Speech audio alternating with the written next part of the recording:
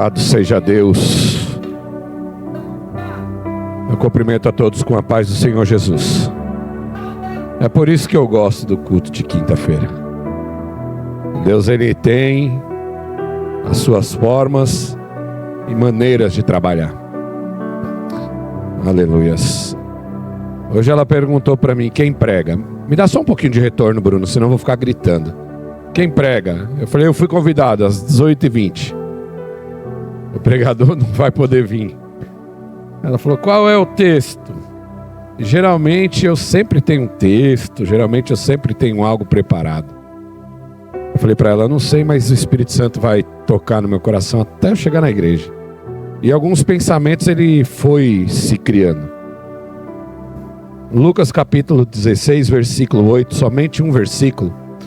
E até mesmo quando eu preparo, eu não gosto de dar certeza no texto que eu vou pregar, porque às vezes eu faço um baita de um esboço e eu chego aqui e fica só para o próximo culto, porque muda tudo. Eu sinto o ambiente, eu acabo mudando muita mensagem. Inclusive na última ela pediu o texto, eu dei o texto, dei tudo. Quando eu cheguei aqui eu preguei em outro versículo, ela falou, trocou a mensagem? Eu falei, não, a mensagem é a mesma. Até o versículo é o mesmo, eu só mudei o capítulo que tinha o mesmo versículo. Dessa vez eu não mudei. Todos encontraram? Diz assim, e louvou aquele senhor, o injusto mordomo, por haver procedido prudentemente, porque os filhos deste mundo são mais prudentes na sua geração do que os filhos da luz. Mais uma vez, e louvou aquele senhor, o injusto mordomo, por haver procedido prudentemente, porque os filhos deste mundo são mais prudentes na sua geração do que os filhos da luz. Podem se assentar. O texto ele trata de uma parábola que vai falar de um senhor, um homem rico, que ele tinha um mordomo, e esse mordomo ele era um administrador das suas fazendas, das suas riquezas. Esse mordomo ele vivia cuidando das coisas do seu senhor de uma forma imprudente. Ele não tinha muito carinho ou cuidado de cuidar, de administrar, de ser fiel. Então o próprio Jesus ele ilustra esse texto como uma forma de administração, seja financeira ou familiar ou social. Nós podemos aplicá-la de algumas formas, esse texto em nossa vida. Mas o que se trata é que tinha um administrador, que tinha um senhor que era muito rico. Porém, ele era injusto. Jesus, ele monta essa história e esse senhor rico, ele vai até o seu administrador e pergunta para ele como que ele estava administrando, como que ele estava fazendo com as suas coisas, da forma que ele estava lidando. Porém, o que me chama a atenção é que ele dá uma segunda chance para ele, para que ele faça da forma correta. Do versículo 1 a um discurso até o versículo 8, aonde Jesus chega no 8 e fala, e louvou o Senhor aquele mordomo injusto, pois ele agiu prudentemente. Ou seja, ele caiu em si. Ele caiu em si da forma que ele estava vivendo. E é interessante, irmão, esse tipo de mensagem num tipo de época que estamos vivendo.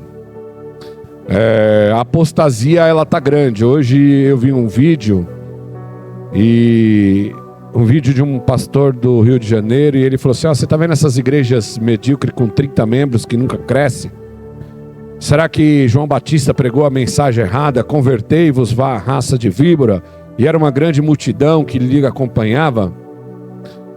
A mensagem era dura e o povo acompanhava, ou seja, ele usou uma mensagem de João Batista, que era de conversão, de arrependimento, que é esse o sentido do Evangelho, trazer conversão e arrependimento e mudança de vida, para dizer que ele estava fazendo exatamente isso. Mas quando você vê as mensagens que ele está aplicando, quando você vê a promoção do culto, ela não é nada disso, é uma promoção de não de arrependimento e muito menos de conversão, mas sim que Deus está abençoando pessoas que estão com a vida tudo errada, irmão.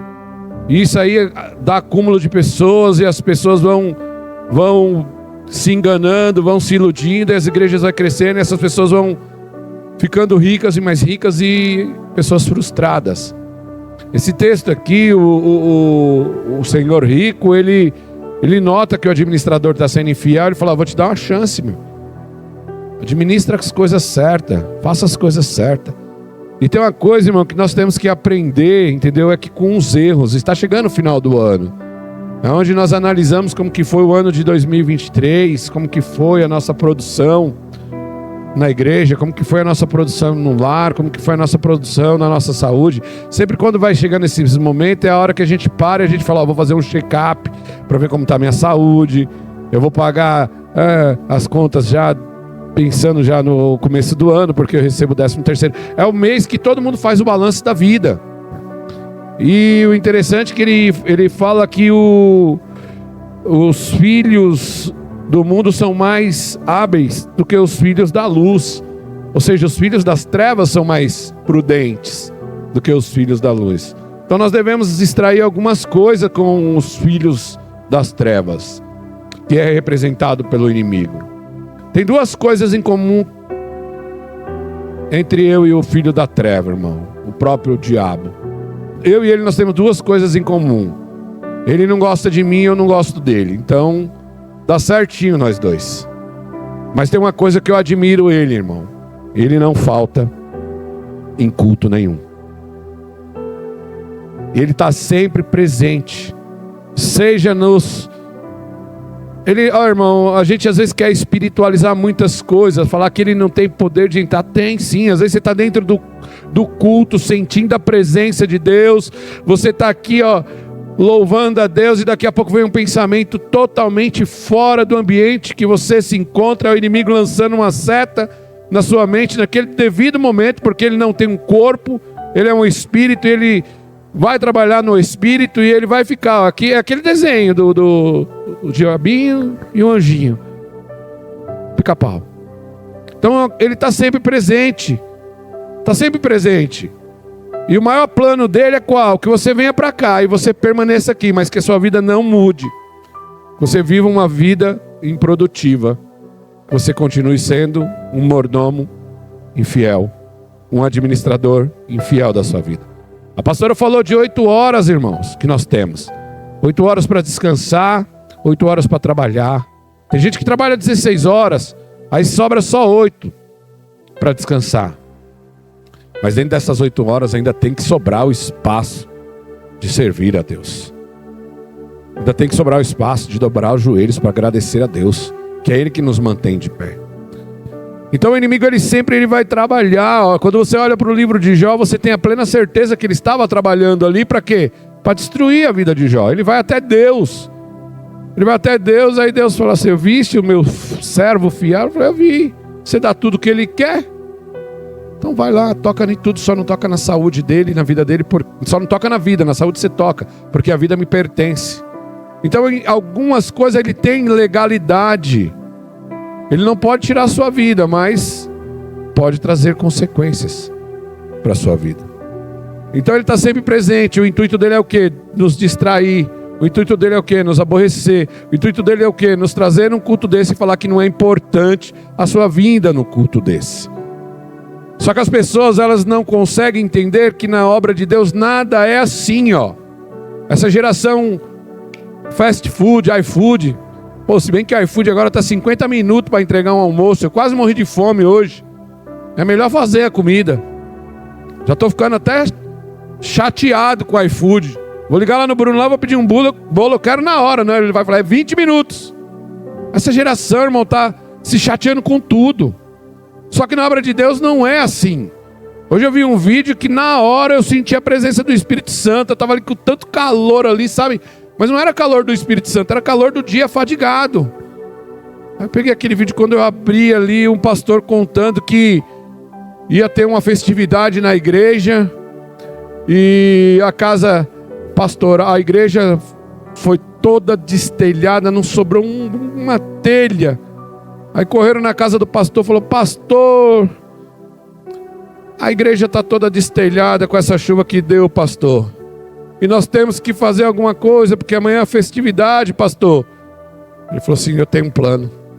Vamos tirar as telhas da minha casa e vamos colocar na igreja. Aí ele chamou a esposa.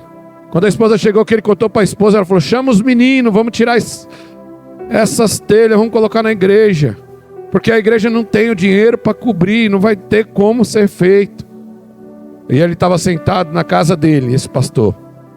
Quando ele chegou na casa dele, que ele olhou para a casa dele, todo o conforto que ele tinha. Aí o Espírito Santo falou assim: você está pensando que isso é obra sua? Está pensando que isso é mérito seu? Está pensando que isso vem de ti? Não, isso aqui é uma semente lançada lá atrás. E essa semente alcança a sua geração, alcança a geração do seu filho, alcança a geração do filho do seu filho, porque eu sou fiel para cumprir a minha palavra. Então tudo que nós vemos aqui é para o quê? Para lançar sementes, e essa semente ela precisa cair numa terra fértil. Caiu numa terra fértil, ela precisa de líquido, ela precisa da presença do Espírito Santo para ser produzida um fruto, para que seja colhido algo em favor de alguém. Então o inimigo ele não pode lançar essa seta nas nossas vidas, dizendo: ah, mas só vai Pedro, Tiago e João, não importa quem vai, o importante é que eu estou presente do lado de Pedro e Tiago e eu vou ser o João. E o inimigo ele vai sempre fazer isso, trabalhar no quê? Na nossa mente, trazer tristeza, colocar o sentimento de tristeza, de desânimo, que não vale a pena. Lógico que vale a pena, irmão. Toda vez que você dobra seu joelho, que você ora para agradecer, toda vez que você ora para pedir em favor de uma pessoa, é Deus recolhendo a sua oração. E no arquivo de Deus nada passa batido. Nada passa batido. Não tem coincidência com Deus. Não, é provisão. É provisão no momento certo, é Deus trabalhando no momento certo. Então Deus está nos trazendo nessa noite, para você que está nos ouvindo pelas redes sociais, para um momento de reflexão, para entender que vale a pena estar na presença de Deus, vale a pena passar um dia fadigado, vale a pena passar um dia tribuloso, tudo, e depois no final do dia ir agradecer, até mesmo por tudo isso que você passou, porque se fosse só por você, você não passaria se não fosse Ele ajudando.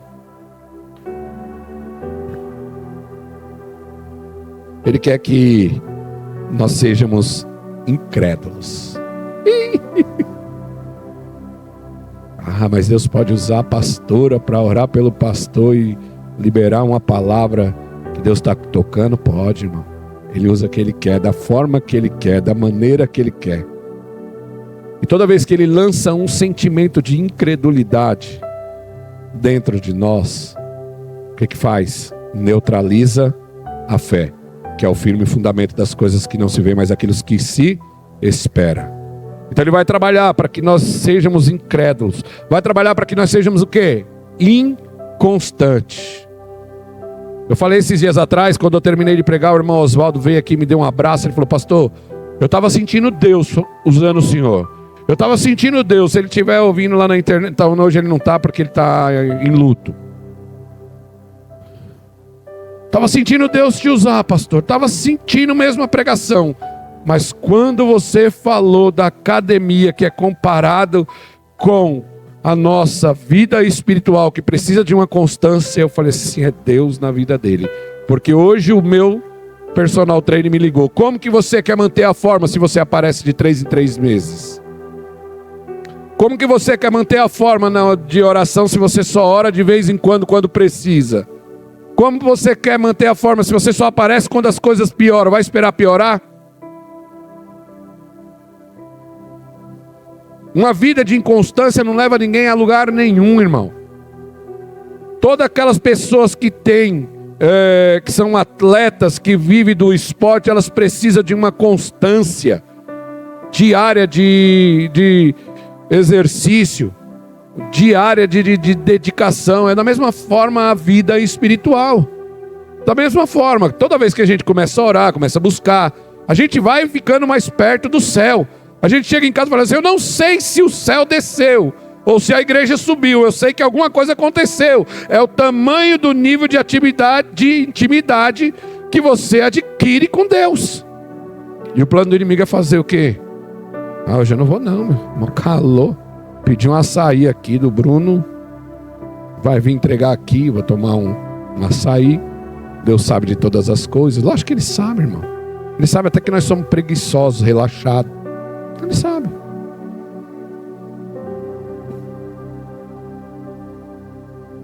E Ele sabe que quando nós nos reunimos, nós fazemos da forma correta.